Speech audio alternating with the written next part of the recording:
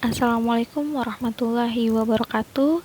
Salam sejahtera bagi kita semua. Yang terhormat Profesor Dr. Insinyur Anang M. Legowo MSc PhD selaku dosen pembimbing, Dr. Insinyur Nurwantoro MS selaku dosen penguji 1, dan Dr. Insinyur Antonius Sintono MP selaku dosen penguji 2. Perkenalkan, saya Ranti Aulia, NIM 23020117120022. Izinkan saya untuk mempresentasikan hasil praktek kerja lapangan dengan judul Kajian Pengaruh Ketebalan Kemasan Mie Instan terhadap Umur Simpan, Kadar Air, Bilangan Asam atau Acid Value, dan Organoleptik di PT Indofood CBP Sukses Makmur Tbk Divisi Noodle Cabang Semarang, Jawa Tengah. Latar belakang yang mendasari dari praktek kerja lapangan ini yaitu yang pertama, makanan sebagai sumber energi yang dibutuhkan manusia. Tidak dipungkiri, kebutuhan akan pangan setiap tahunnya semakin meningkat. Hal inilah yang mendasari semakin berkembang pesatnya perusahaan-perusahaan pangan di Indonesia. Kedua, meningkatnya kebutuhan akan pangan yang praktis, murah, dan lezat. Fenomena inilah yang mendukung dan mendorong perusahaan-perusahaan pangan di Indonesia untuk menciptakan sebuah inovasi produk pangan yang praktis dengan harga yang murah tetapi memiliki rasa yang lezat. Oleh karena itu, muncullah berbagai produk pangan dengan kriteria tersebut.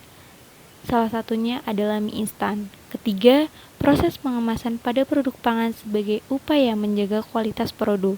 Proses pengemasan sangat penting dan berperan dalam menjaga kualitas produk, mempertahankan masa simpan, dan mempermudah dalam proses pendistribusian. Dan keempat, pentingnya pengendalian mutu pada produk pangan, salah satunya adalah mie instan. Pengendalian mutu produk ini digunakan untuk menjaga kualitas produk, mempertahankan masa simpan, dan yang paling terpenting adalah untuk memperoleh kepercayaan dari konsumen terhadap produk pangan tersebut. Tujuan dan manfaat.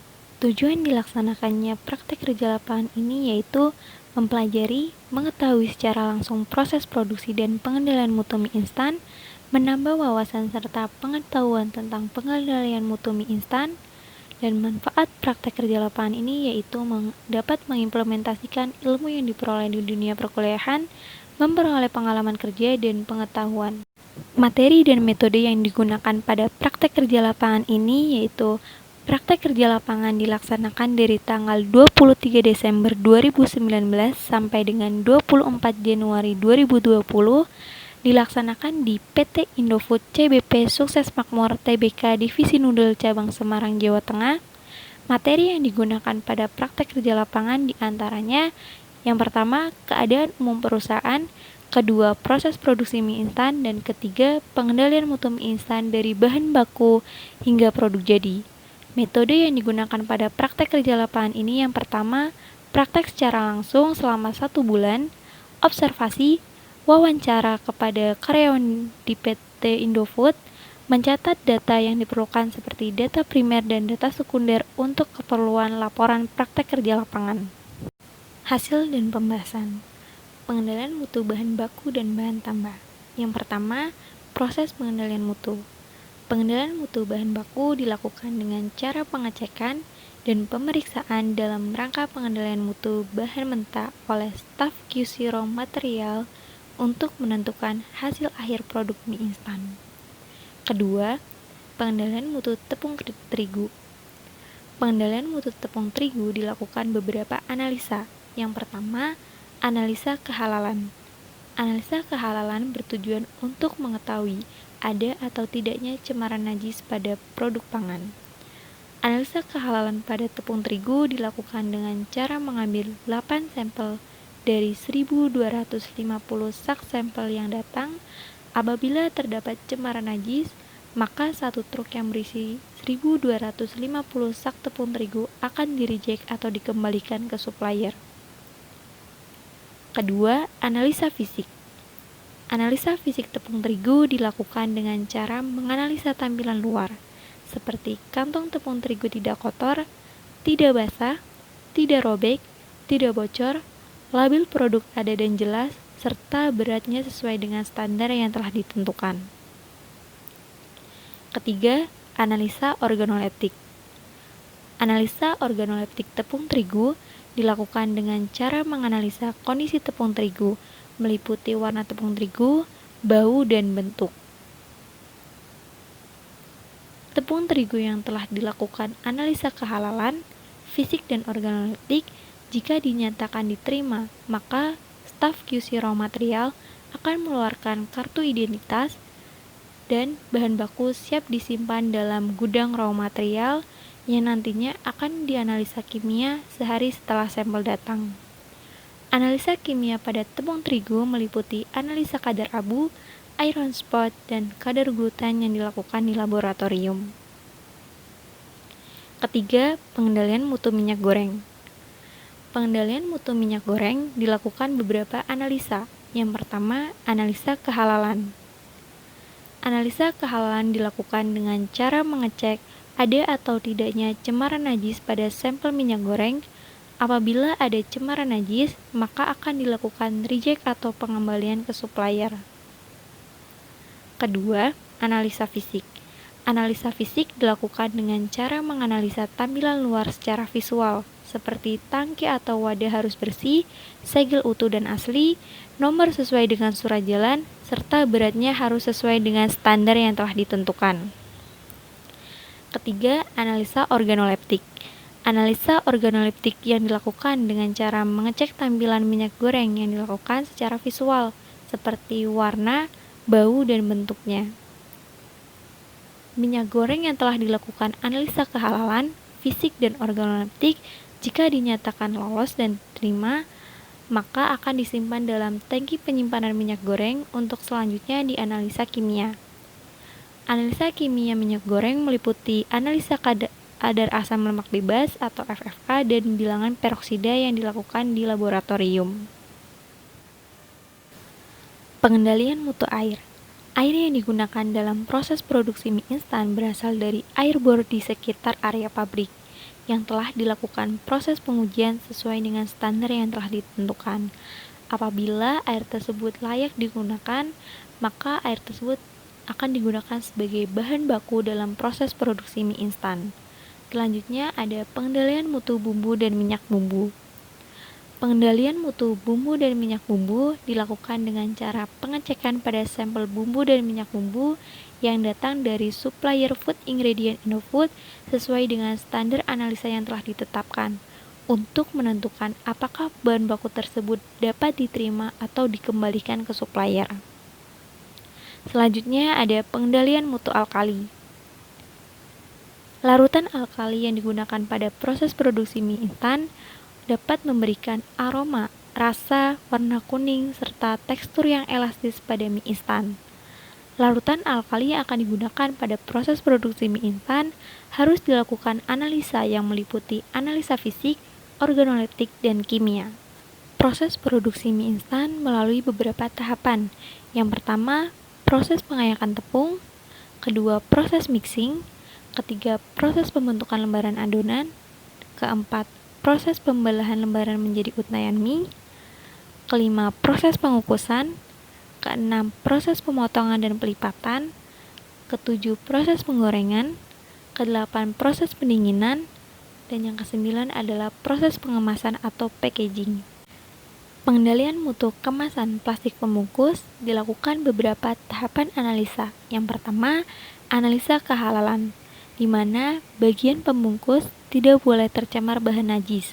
Kedua, analisa fisik, di mana kondisi kemasan tidak sobek atau berlubang, umur kemasan harus sesuai dengan standar, delaminasi tidak terkelupas, tidak berbau, serta kode produksi harus ada dan jelas. Analisa validasi. Analisa validasi ini meliputi komposisi ingredient harus ada dan benar, nomor MD atau SNI atau halal harus ada dan benar, desain harus terbaru dan sesuai dengan standar warna yang telah ditentukan, serta nama perusahaan harus sesuai, yaitu PT Indofood CBP Sukses Makmur Tbk. Di mana ketika ketiga analisa ini telah dilakukan dan bahan kemasan dinyatakan lolos atau diterima melalui 3 pengujian ini, maka QC raw material akan mengeluarkan lembar QC passed atau sebagai identitas bahan dan dapat digunakan untuk mengemas produk mie instan. Jenis kemasan plastik pembungkus. Jenis kemasan plastik pembungkus terdiri dari jenis PP dan OPP. Kemasan jenis OPP atau Oriented Polystyrene dapat melindungi produk yang rentan terhadap kelembapan sehingga dapat memperpanjang masa simpan produk. Dari kegunaan inilah yang membuat PT Indofood menggunakan kemasan jenis OPP sebagai plastik pembungkus untuk kemasan mie instan. Uji ketebalan pada kemasan plastik pembungkus dengan menggunakan alat Digital Thickness Gauge. Pengendalian mutu mie instan berdasarkan umur simpan. Tujuannya yaitu untuk mengetahui pengaruh masa simpan terhadap kualitas produk.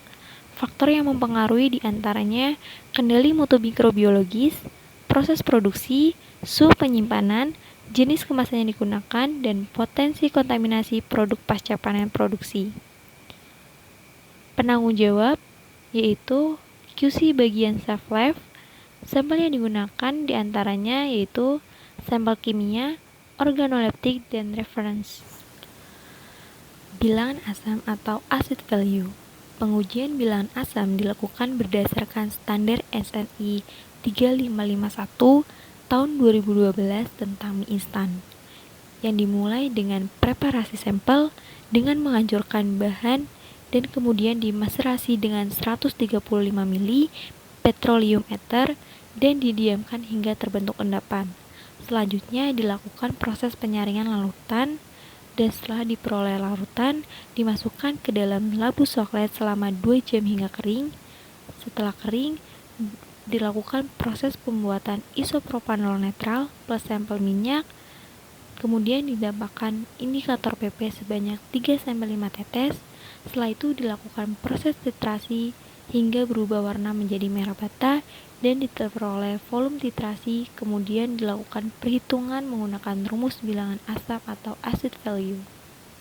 Rumus bilangan asam atau acid value yaitu mili KUH dikali N KUH dikali miligram per gram dibagi W. Hasil analisis bilangan asam atau acid value pada mie instan A dan mie instan B berdasarkan waktu penyimpanan 0, 2, 4, 6, dan 8 bulan diperoleh hasil bahwa nilai AV pada mie instan B lebih rendah jika dibandingkan dengan mie instan A dikarenakan ketebalan kemasannya.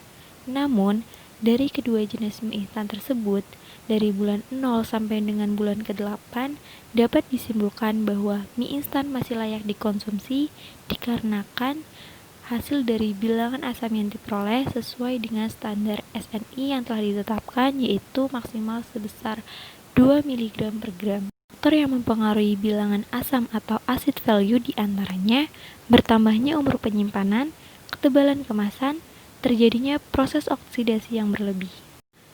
Kadar air mie instan. Fungsi uji kadar air yaitu digunakan sebagai parameter untuk mengukur daya simpan suatu produk pangan, di mana semakin tinggi kadar air, maka semakin menurun kualitas produk pangan tersebut. Metode yang digunakan pada uji kadar air ini yaitu dengan menggunakan termografimetri. Prinsip dari pengujian ini yaitu dengan dilakukan pemanasan bahan sehingga seluruh air yang terdapat pada bahan pangan tersebut menguap dan dijadikan berat konstan bahan. Metode pengujian kadar air yaitu melalui beberapa tahapan. Yang pertama itu ada preparasi sampel, kedua cawan atau botol timbang dikeringkan pada oven dengan suhu 105 plus minus 2 derajat Celcius selama 30 menit. Kemudian botol timbang didinginkan dan dihitung beratnya. Setelah itu, sampel sebanyak 2-5 gram ditimbang ke dalam cawan atau botol timbang dan dihitung beratnya. Setelah itu, botol timbang plus sampel yang telah dimasukkan dikeringkan di dalam oven dengan suhu 105 derajat Celcius plus minus 2 selama 3 jam. Setelah itu, botol timbang didinginkan selama 30-40 menit di dalam desikator. Untuk selanjutnya akan ditimbang tanpa tutup botol dan dihitung beratnya. Setelah diperoleh beratnya akan dihitung dalam rumus pengujian kadar air. Rumus perhitungan kadar air yaitu persen kadar air sama dengan W1 minus W2 dibagi W1 minus W0 dikalikan 100%.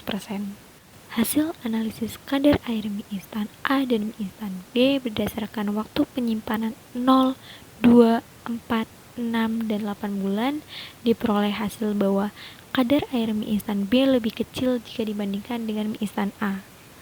Namun, dari kedua jenis mie instan ini diperoleh hasil yang sesuai dengan standar SNI yang telah ditetapkan, yaitu maksimal sebesar 10% setelah penggorengan, sehingga produk mie instan masih layak konsumsi hingga umur 8 bulan. Kadar air mie instan dipengaruhi oleh beberapa faktor, yaitu bertambahnya umur penyimpanan atau lama waktu penyimpanan dan ketebalan kemasan. Analisa shelf-life organoleptik mie instan. Pengujian analisa organoleptik pada mie instan dilakukan berdasarkan umur simpannya mulai dari 0 hingga 8 bulan dengan menggunakan standar yang telah ditentukan, dengan menguji mie tanpa dimasak, mie dengan dimasak, serta seasoning dan seasoning. Dilakukan analisa organoleptik dengan parameter yang diuji yaitu bau, rasa, aroma khas pada blok mie dan seasoning. Hasil analisis shelf-life organoleptik mie instan pada mie instan A dan mie instan B dengan umur simpan 0, 2, 4, 6, dan 8 bulan diperoleh hasil bahwa umur simpan sangat mempengaruhi keadaan fisik blok mie dan seasoning mie instan. Kemasan mie instan B memiliki kemasan yang lebih tebal sehingga produk akan lebih terjaga kualitasnya jika dibandingkan dengan mie instan A, sehingga penurunan kualitas pada produk mie instan B lebih lama jika dibandingkan dengan mie instan A. Simpulan. Berdasarkan praktek kerja lapangan yang telah dilakukan, dapat disimpulkan bahwa pengendalian mutu kemasan dapat dilakukan dengan pengecekan secara fisik, analisa validasi, dan kehalalan. Analisis bilangan asam dan kadar air yang telah dilakukan diperoleh hasil bahwa nilai bilangan asam dan kadar air pada mie instan B lebih kecil jika dibandingkan dengan mie instan A, sehingga kualitas mie instan B lebih lama umur simpannya dibandingkan dengan mie instan A. Analisis bilangan asam atau acid value ditentukan oleh faktor lama penyimpanan, ketebalan kemasan, dan proses oksidasi yang berlebih. Sedangkan analisis kadar air dipengaruhi oleh faktor umur simpan dan ketebalan kemasan. Terima kasih, sekian. Wassalamualaikum warahmatullahi wabarakatuh. Saya ucapkan terima kasih kepada PT Indofood CBP Sukses Makmur Tbk Divisi Noodle Cabang Semarang yang telah memberikan kesempatan kepada saya untuk melaksanakan praktek kerja lapangan. Selanjutnya, ada beberapa dokumentasi lampiran terkait lembar penilaian selama melaksanakan praktek kerja lapangan dan surat keterangan telah melaksanakan praktek kerja lapangan.